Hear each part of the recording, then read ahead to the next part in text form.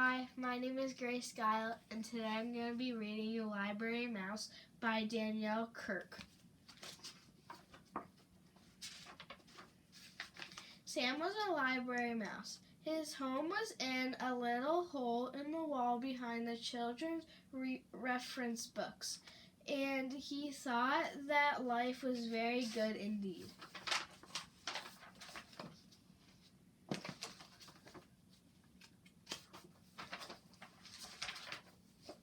Every day when the library was full of people walking up and down the aisles, studying, checking out books, and working on the computers, Sam was curled up in his little hole, sound asleep.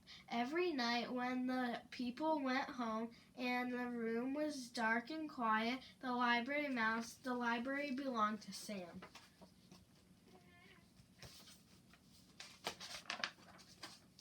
And every night Sam read and read and he read and he read.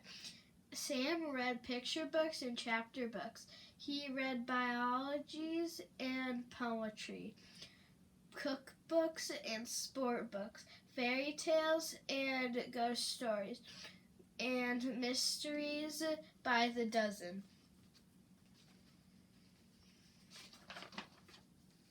Sam's mind was filled with facts and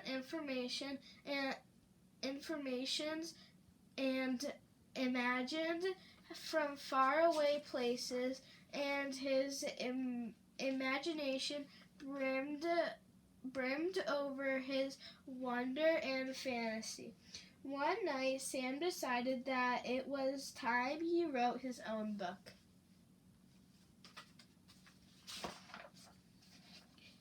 Sam folded over some little squares of paper he took from the librarian's desk to make the pages. Then he found a pencil that had rolled underneath a shelf and he began to writing what you know. Sam had read in a book about writing, so Sam wrote about being a mouse. He drew a picture for his book by posing in his little mirror and then sketching what he saw. Sam worked very, very hard, and finally his book was done. He called it Squeak, A Mouse's Life. And he wrote on the cover words and pictures by Sam. He went to the biography and autobiography section of the library and tucked his first book into the shelves. Then he went back to his little hole in the wall and waited.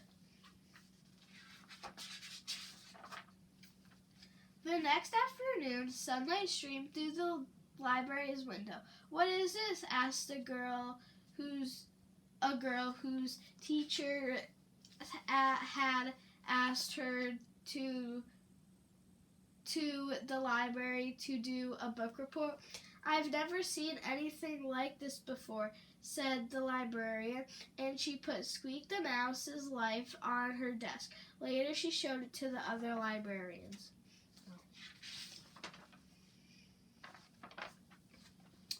Sam decided to write another book. It was called The Lonely Cheese. He worked and working on this book made him feel very hungry. It was a good thing that he always found some crumbs to eat by the trash basket in the hallway. When he finished the illustrations, Sam scurried to the picture book section and proudly placed his latest book on the shelves. Then he went back to his little hole and in the wall and waited. The next morning, sunlight streamed through the library windows. "What is this?" asked the little boy who was looking for a big book about trucks. "It's another book by Sam." "This," said the librarian. "Just who is Sam?" she thought to herself, and put the Lonely Cheese cheese on her desk. Later she showed it to the children at the story time. Sam decided to write a chapter book. It was called The Mysteries of Mouse Mansion, and it gave Sam goosebumps when he wrote down the scary parts.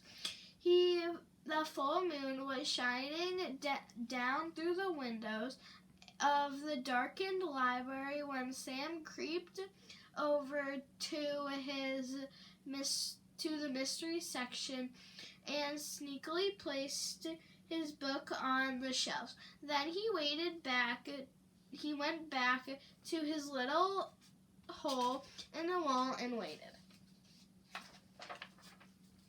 The next day, sunlight streamed through the library's windows. "What's this?" asked a teenager who was looking for a good creepy book to read before bed. We've got to find who this Sam is," said the librarian. "I'll leave a note on the bulletin board and tell him that I would like to meet our new author." She put The Mystery of Mouse Mansion on her desk, and later she showed it to the writing class that came in after school. That night, Sam found the note. It read, "Dear Sam, all of us at the library have been enjoying your books immensely. We are all wondering who this mysterious Sam really is. However, whoever you are, you certainly have a lot of talent. Not everyone has it in them to write even a single book, let alone 3. We think it would be fun to have a Meet the Author Day with you as our special guest. The children would love to hear you read your books and share some of your secrets of writing. Yours truly, Miss Foster, the head librarian." Sam felt very nervous. He was happy that the children at the library liked his book. He was flattered that they wanted to meet him, but mice, as a rule, are very shy when it comes to meeting people. Sam could not understand why people thought that writing and making stories was so hard. If only they would try, they might find out that writing was really lots of fun. Sam had an idea. He went to the librarian's desk and got some supplies. All night long he wrote and drew and snipped and folded and stapled his little rectangles of papers into mouse-sized books.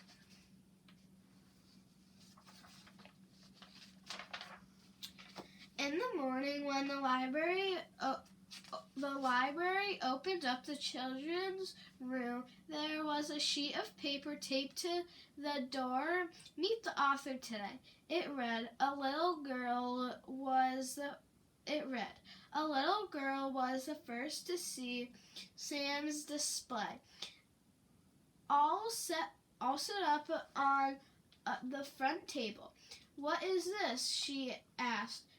There sat a tissue box with a pair of pencils taped to the sides and a banner stretched across the top. On the banner it wrote, "Meet the author," with an arrow pointing down. The girl bent over to look in the empty tissue box. "Oh," she said in surprise, for there at the bottom of the box lied Sam's little mirror, and in the mirror the little girl saw her own face smiling up at her. "Me," she said, "an author?" Next to the mirror was a stack of tiny blank books and a pile of pencils that Sam had sharpened with his teeth. All that day, and for many more thereafter, people came to the little display to meet the author. Soon there was a whole shelf full of books written and illustrated by people who had never written a book before, telling stories that had never been told. Sam was a library mouse. His home was a little hole in the wall behind the children's reference books. All that night, Sam sat in his hole thinking and thinking about the next book he would write. Would it be a mystery, an adventure, and a funny book, a true story? There were so many stories to tell. He said, I'll just have to write one of each. Sam picked up a pencil and got to work. Thank you for listening to the Mouse Library.